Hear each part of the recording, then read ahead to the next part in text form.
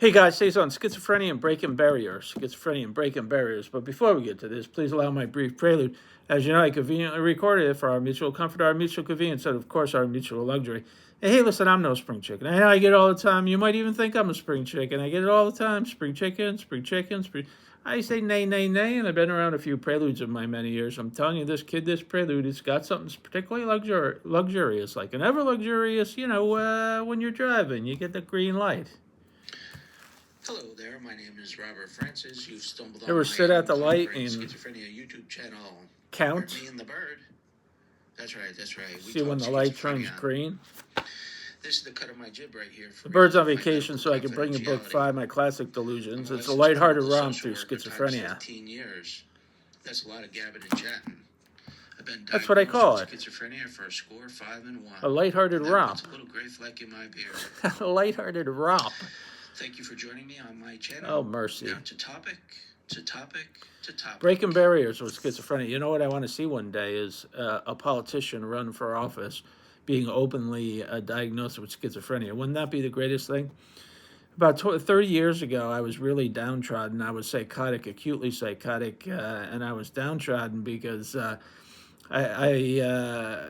I thought that I couldn't run for political office because I had schizophrenia, and I told my mom, I was like, oh, she's like, what's wrong? I said, I can't run for office because, I have schizophrenia. And she said, why?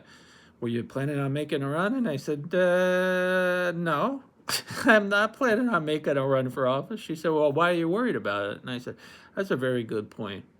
And that resolved that delusion, that problem. But in the greater scope of things, breaking barriers, I would really like to see a politician saying, yeah, I have schizophrenia, but it's well managed.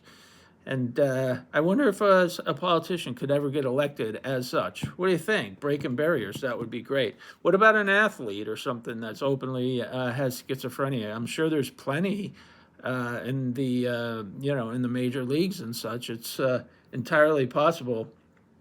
But if somebody ran for politics and they would probably win by a landslide. That guy's got schizophrenia. He's got my vote. He's got my vote. Schizophrenia? Oh, yeah. I'm voting for him. He won in a landslide. It could happen. I'd like to see that. Politics, have somebody run for office being openly with schizophrenia. Even if they don't get elected, it would certainly make for an interesting public discussion, would it not? And, give us credit where credit is due, because we're not always crazy, We can do things. We could run for office. We could hold the job. We could do that. We could play sports. And all that's very luxurious, like a green light. You ever sit at the light where it's, it's red, and you're like, okay, in 5 seconds it's going to turn green. 5, 4. Oh, no. All right, one more time. 5. Green light. All right, enjoy a green light. We'll see you next time.